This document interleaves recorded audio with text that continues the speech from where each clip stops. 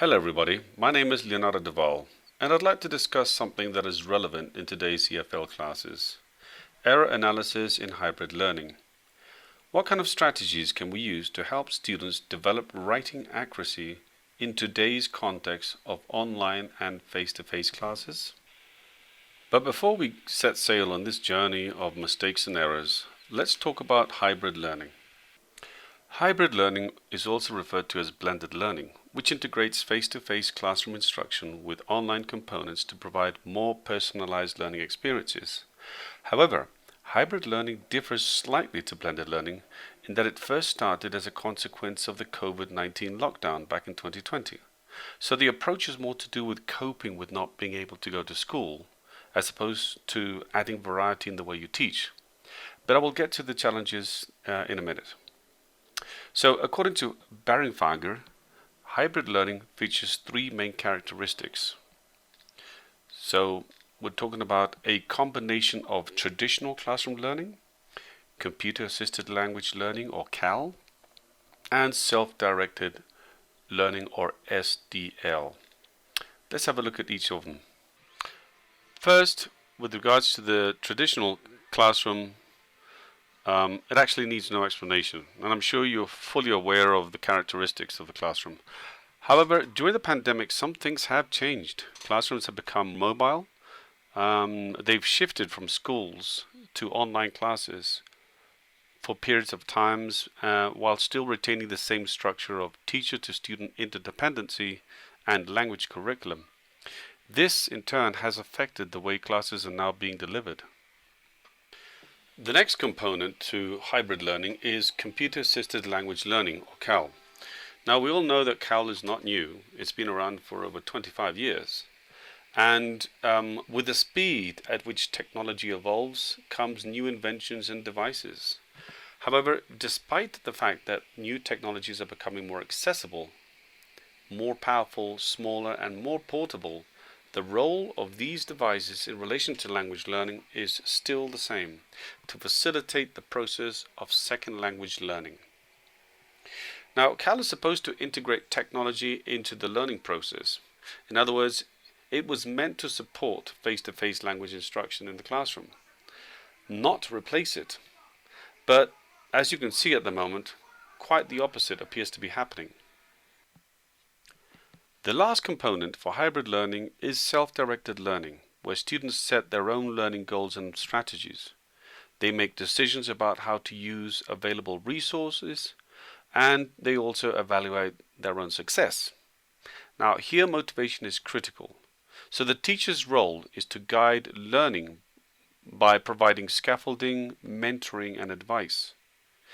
Needless to say, however, motivating students behind a screen can be challenging, especially if there are a large number of students seeking the same amount of attention. So now that we know about hybrid learning and what it entails, let's talk about something that many teachers pay little attention to. I'm talking about error correction, which brings about a dilemma in itself. I mean, what should we correct? And before we can answer that question, I would like to discuss what research has to say about errors and mistakes, which some linguists use interchangeably. There are other linguists like Pit Corder and Carl James who agree that the words errors and mistakes are indeed different, which is important because different errors or different mistakes require different error correction techniques or strategies. So, according to Pit Corder, the pioneer behind error analysis back in the 1960s, mistakes are errors of performance. That is, they are made during communication. He also believes that the word errors should be associated with deviations that are systematic in nature and that can then show what a student knows about language at any given moment during their learning process, something that he calls transitional competence.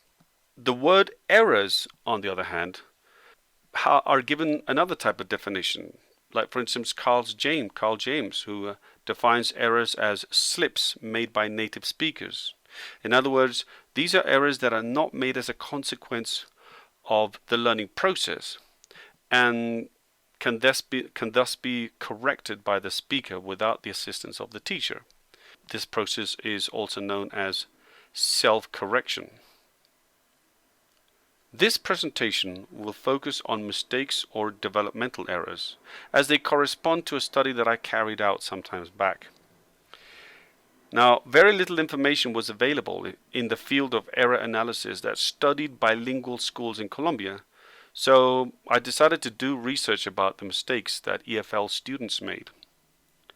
Now, aside from drawing some conclusions from that research that I will share with you today, the study helped me to think about mistakes in general. I mean, we all make mistakes. Among the many facets of human learning, whether it be learning to ride a bicycle or learning to walk, or even the simplest daily task we often take for granted, communicating, learning always requires trial and error. This goes for learning a language as well, only I would call it making educated guesses and mistakes instead. Now, probably the only difference between learning to ride a bicycle and learning a language would lie in the sole notion that with learning a language, mistakes are not only accepted, but in most cases desired. Let's think about this for a minute. Nobody wants to fall off a bike and break their arm, but with languages, you'll always have a cushion on which to fall. So I tell my students, hey, make as many mistakes as you can. In fact, the saying we all learn from our mistakes actually makes a great deal of sense, and research nowadays suggests that mistakes are beneficial to language learning. That being said, while desired and expected mistakes are welcome, those that are repeated and recurrent too many times are not. And just like a broken record, they may actually irritate the reader or the listener, depending on the audience. As a language teacher, it would be absolutely impossible to try and tackle each and every mistake students make. Now, I've seen so many teachers fill students' work with scribbles and red ink that not only discourages students, but also wastes teachers' time, because that is actually very impractical. Now, there has always been debate as to which is more important in language learning, fluency or accuracy. Well, some teachers prefer their students to be able to get along in an English-speaking environment. So for them, it's more important to be fluent. Others want their students to be able to use their second language as correct as possible. You may ultimately decide on having a combination of both accuracy and fluency. However, regardless of your decision and teaching philosophy, one thing is certain. Students expect their teacher to correct them. It is part of their job anyway. In my case, I choose accuracy over fluency whenever I'm teaching writing, because I believe students need to be challenged so that my guidance as a teacher, with my guidance, they can venture beyond Vygotsky's zone of proximal development. So, as a part of the process to improve writing accuracy, I have focused on a specific type of mistake that appears to have become fossilized. I call these mistakes careless English mistakes. And these mistakes, not errors, bear the following characteristics. 1. These mistakes are made due to cross-linguistic influence. 2. These errors tend to backslide and they're caused because of transfer between the first language and the target language. Backsliding, by the way, is the reoccurrence of the mistake after after this grammar component was taught, so they're made again in the future. Local errors that I've discussed early on, which is errors that do not impede communication. They're very small and minor. Non-developmental errors, which are the mistakes that are not caused due to the lack of knowledge. So they're not made because students are ignorant of a rule. 5, they are systematic and self-corrigible. So systematic is because the students have adopted or invented the rule for themselves. Because they have not been corrected, they now believe that it's okay to say it or write it that way.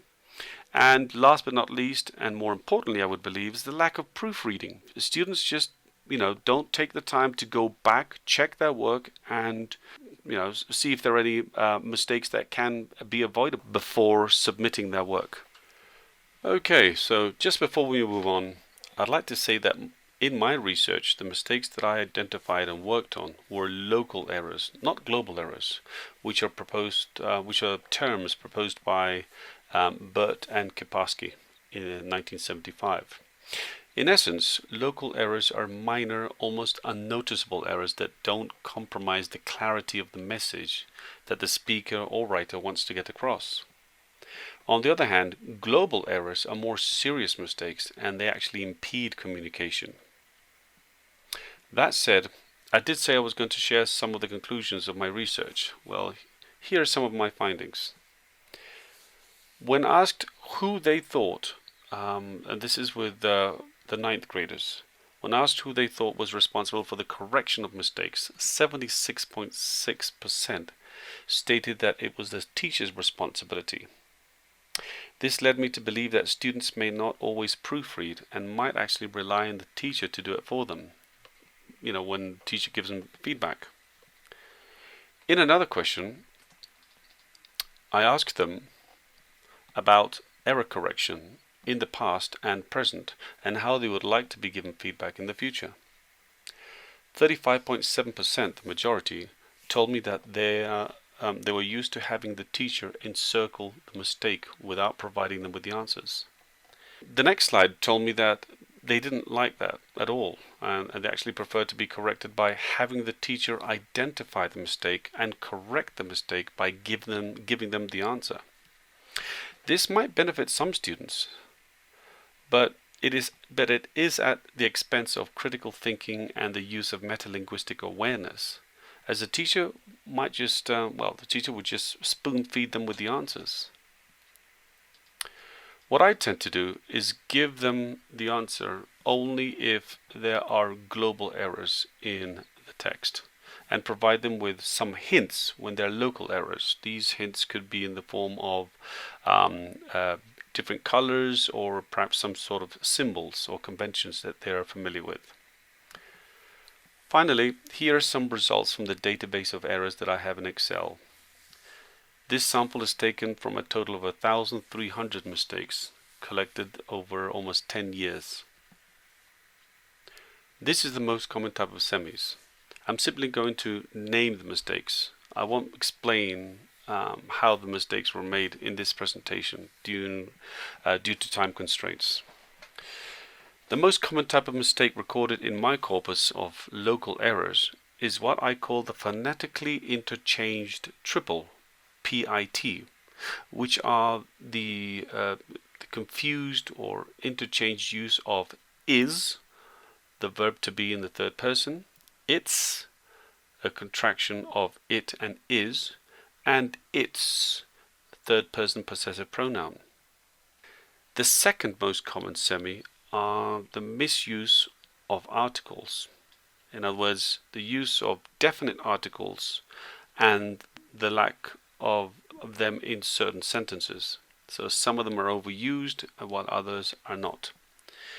And in the last place we have the word where, which is generally confused with the word were. Now, as you know, error correction takes time and continuity. And this leads me to the challenges that hybrid learning has with regards to error correction. Though there may be a lot more, these are some of the most notable challenges that I have seen myself. First of all, there's an interruption in the learning process. At times, schools have had to shift their classes from schools to video conferencing software like Teams and Zoom due to the COVID-19 lockdowns. And this interrupts the proper flow of the class and makes keeping track of students' progress a lot harder. Imagine you're doing in-class reading with your students and then told that you had to carry on with this process online the following day. Now, this is even more challenging if you've got younger kids. Time is also an issue. Error correction is a time-consuming job, and even more when it comes to using a computer. Something else that I've noticed is that students prefer face-to-face feedback as opposed to the impersonal online approach. Online classes seem a little bit more distant and unaffectionate at times, when you can't even see the students' faces because some of them won't turn on their cameras. I feel that students are also thrown into the deep end. I feel that some of them are unprepared to use new apps, or have very poor ICT skills, and can't even afford a laptop or a computer at home. Something else that I've seen is that there have been less or no group activities online, which makes peer correction practically impossible. Something else that I've noticed is that initial planning does not really deal with the online classes or the issues that we have about the need for online classes today, and neither does the curriculum. Finally, at home, it has been known that students become easily distracted, which may actually affect written accuracy. These challenges have changed the way we teach and even the way we deliver feedback or do error correction. As part of the strategies to face these challenges, I have some practical suggestions that may work for you. These strategies depend primarily on your students' age group, their level of English, the school policy and language, and even the amount of patience that you have and the time that you have available. I think it's important that you decide what you want to correct. And I would suggest that you focus on one aspect of language. So it could be grammar, vocabulary, or punctuation, etc. Also decide what type of coded or uncoded feedback you would like to use. So if it's coded, it could be the use of colors, underlining mistakes, or symbols, all of which are very good for local errors. And try to be consistent throughout the year so that students can slowly get used to them and understand them. I would also suggest that you set up and share a Word document online. This will allow for continuity and progress when shifting classes to online platform. You will be able to, you will have another a benefit, and that would be that you would be able to monitor students' progress live. So the first page of this document could have the rubric and the writing directions for the students. The second page could be left for the students to write the draft or the first submission of their text for formative assessment.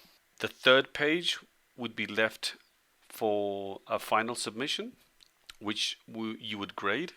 And the last page could be a space allocated for students for a student self-assessment form, where students can be given the chance to reflect about their personal learning based on the feedback that was given. When it comes to written corrective feedback, I would suggest that you use the comment feature in Microsoft Word to address global errors. I would also recommend that you write a short, encouraging but realistic comment about the overall text, including the positive aspects and also ways that the student can improve.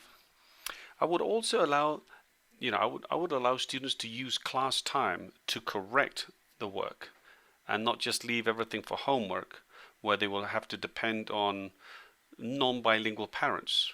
I mean, they can benefit much more by having you as a teacher help them in the classroom.